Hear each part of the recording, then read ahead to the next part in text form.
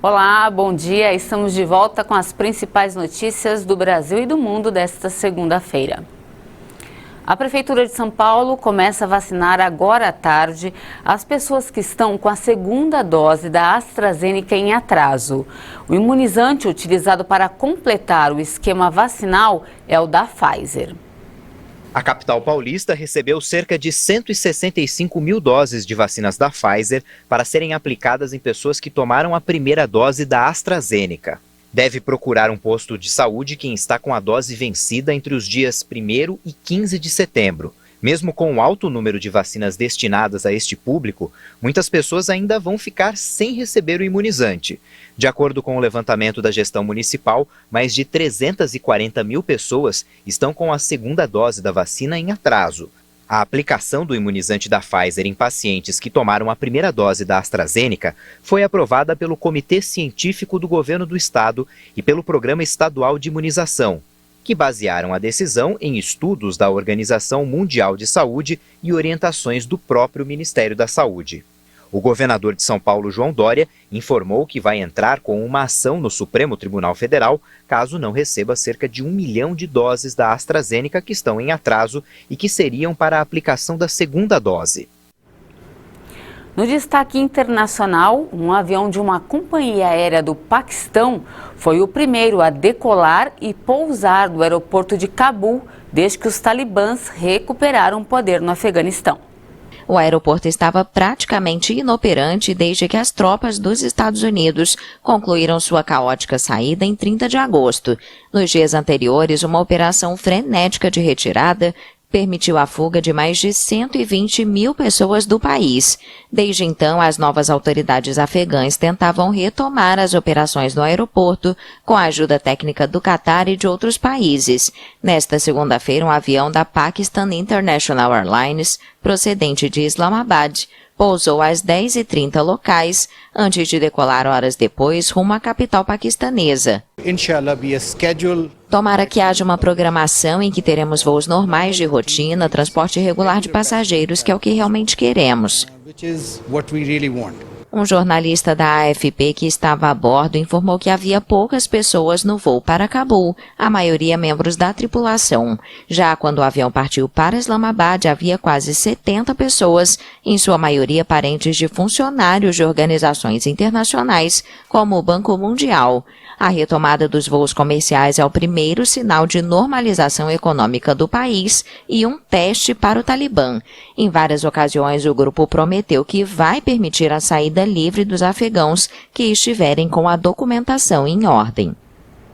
Na Argentina, a população foi às urnas para votar nas primárias. Elas vão definir os candidatos às eleições legislativas. O presidente argentino Alberto Fernandes compareceu às urnas para as primárias que definirão os candidatos às eleições legislativas de novembro. O pleito é visto como uma forma de medir o apoio ao governo do peronista de centro-esquerda. É um dia lindo porque cada vez que na Argentina... É um dia lindo porque cada vez que votamos na Argentina fortalecemos a democracia e para mim isso é muito importante. A única coisa que espero é que tenhamos um dia tranquilo onde todos possam votar. Onde todos podamos votar, onde vayamos a votar todos. A votação ocorre em meio a protocolos especiais de saúde devido à pandemia da Covid-19. O governo de Fernandes enfrenta diversos problemas econômicos e foi atravessado pela pandemia, cujo primeiro caso foi identificado 3 meses após sua posse como presidente, em dezembro de 2019. Em novembro, metade da Câmara dos Deputados e 1/3 do Senado argentinos vão ser renovados após as eleições legislativas. E hoje eu encerro essa edição com uma dica de cultura. Uma exposição em São Paulo tem como principal objeto o caderno, mas não é um caderno qualquer, são de 23 artistas. O material assumiu diferentes finalidades. Vamos conferir na reportagem. História, cálculos, didática, sonhos. Quanta coisa uma folha pode contar. E uma folha nunca fica em branco por muito tempo. Até o tempo pode sujá-la ou deteriorá-la. E a partir do momento que eu começo a selecionar, a colecionar, a organizar, ele se torna um caderno. O caderno não vem pronto. O caderno está com as páginas limpas. não é? Então, quer dizer, a nossa vida, ela se compara a um caderno, porque ela está sendo escrita todos os dias, né? O livro já está pronto. Já tem começo, meio, enfim. O caderno, não. Depois de tanta vida online motivada pela pandemia e com a retomada gradual das atividades sociais, na capital de São Paulo, a exposição Cadernos de Artista promete surpreender ao explorar a arte através do contato.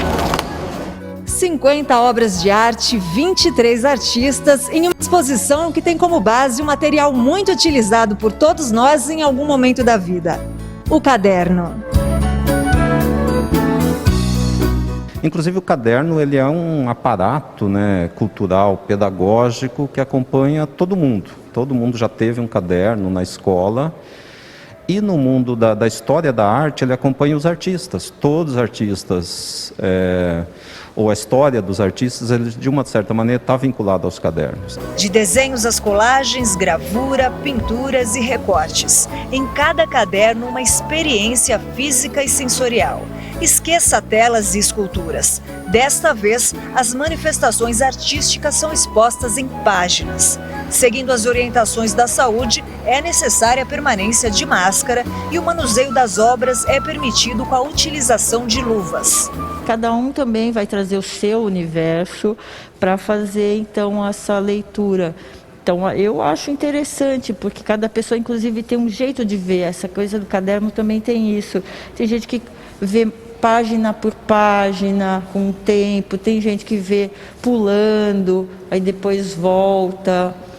E, enfim, então essas coisas são muito interessantes, porque cada um traz do seu repertório, vai ver o caderno com esse filtro. E é bem interessante estar agora voltando aos poucos e começar a fazer trabalhos que podem ser manuseados, claro, com toda a segurança, mas eu acho que a gente começa a sentir um pouco dessa ideia da arte de tocar, porque a arte, ela é muito, maioria das vezes, ela é muito intocável, né? Elas estão nos museus e tem sempre a plaquinha para não tocar. E aqui, justamente, a gente está retomando isso e com a ideia de tocar. Você pode conhecê-las gratuitamente na Galeria Anexo Lona, no centro da capital de São Paulo, enquanto o valor das obras para a venda está a partir de R$2.000. E se a vida imita a arte, não deixe a vida passar em branco. É algo muito simples, né? O ser humano, ele tem que se tocar, que embora vivamos num momento tecnológico e tudo mais, nós somos simples, né? A arte, ela é simples. E é o simples que atinge a alma das pessoas.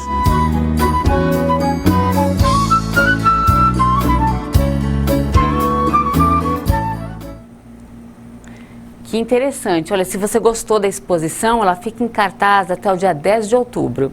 Essa edição fica por aqui. Muito obrigada pela sua companhia. A gente volta a se encontrar amanhã, na edição das 10 horas. Eu espero você. Até mais.